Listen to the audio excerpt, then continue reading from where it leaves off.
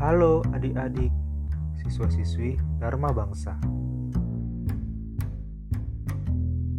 Di video ini, kami akan memaparkan hal-hal seputar kebakaran, mulai dari penyebab dan cara penanggulangannya. Nah teman-teman, sebelum kita masuk ke videonya, kita kenalan dulu ya. Kami adalah mahasiswa-mahasiswi Institut Teknologi Sumatera yang sedang melaksanakan kuliah kerja nyata secara daring. Kami dari kelompok KKN 34. Ada Andrian Frenaldo Sitanggang dari Prodi Teknik Geofisika selaku ketua kelompok. Lalu ada Dedek Marsita Sinambela dari Prodi Perencanaan Wilayah dan Tata Kota.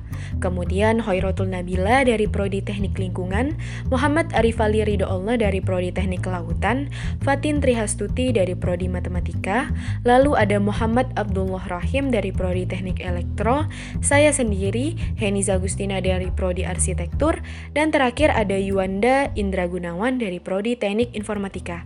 Sekian perkenalannya ya. Sekarang mari kita lanjut ke inti videonya.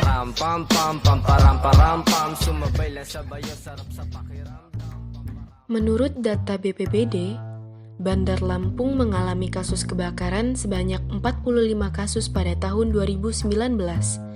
Dan kebakaran ini dapat terjadi di mana saja, kapan saja, dan termasuk bangunan sekolah. Analisis tingkat resiko bahaya kebakaran ditinjau dari fungsi dan karakteristik setiap ruangannya.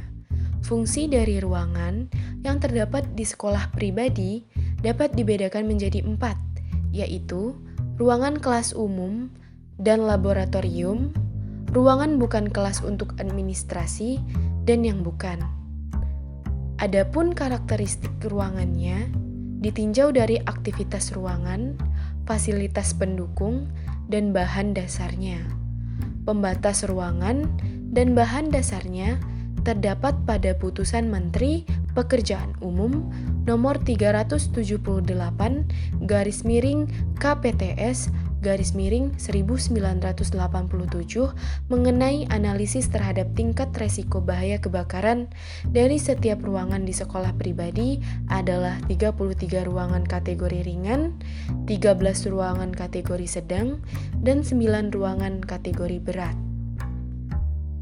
Fasilitas pencegahan dan penanggulangan kebakaran berdasarkan tingkat resiko bahaya, maka fasilitas pencegahan dan penanggulangan kebakaran yang dibutuhkan adalah detektor kebakaran dan alat pemadam api ringan. Detektor rate of rise temperature dengan jenis pneumatik dapat dipasang pada lantai 1, 2, 3, 4 gedung A dan lantai 3 pada gedung B yang berfungsi untuk mendeteksi kenaikan temperatur. Sedangkan detektor nyala api jenis ultra ungu dapat dipasang pada lantai 1 dan 2 gedung A dan lantai 1 dan 3 gedung B yang berfungsi untuk mendeteksi nyala api. Alat pemadam api ringan yang dibutuhkan adalah jenis CO2 dengan volume maksimal 5 kg yang terdapat pada setiap lantai gedung A dan gedung B. Karena gedung sekolah pribadi membutuhkan prosedur dan fasilitas evakuasi untuk dapat menyelamatkan penghuni gedung.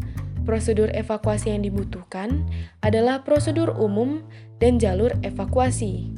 Sedangkan fasilitas minimum evakuasi yang dibutuhkan adalah sumber daya listrik darurat serta lampu darurat.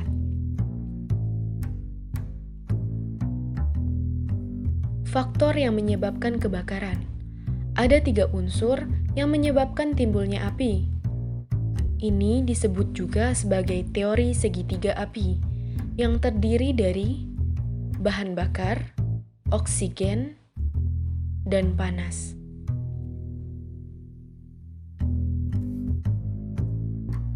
Dasar hukum penanggulangan kebakaran terdapat dalam yang pertama, Undang-Undang Nomor 1 Tahun 1970 mengenai keselamatan kerja.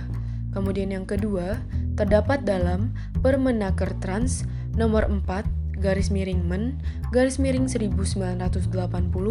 mengenai syarat-syarat pemasangan dan pemeliharaan APAR.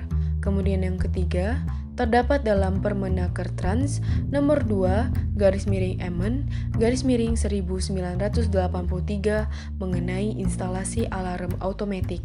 Dan yang keempat, terdapat dalam Kepmenaker nomor 186/Men/1999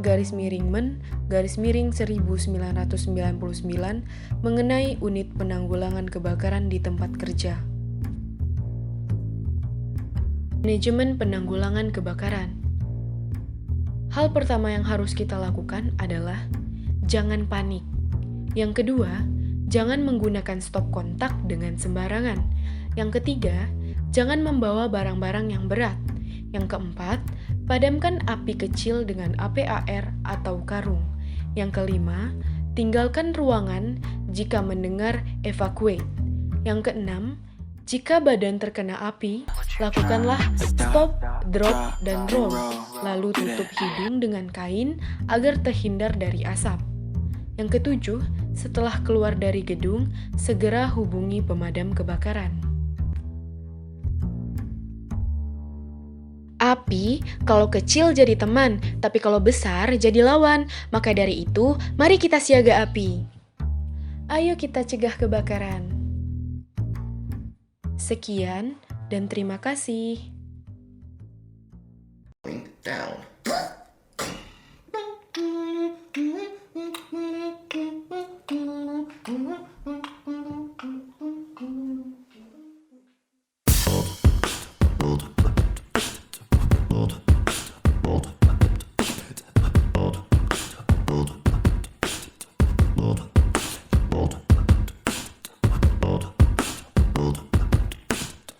Hold.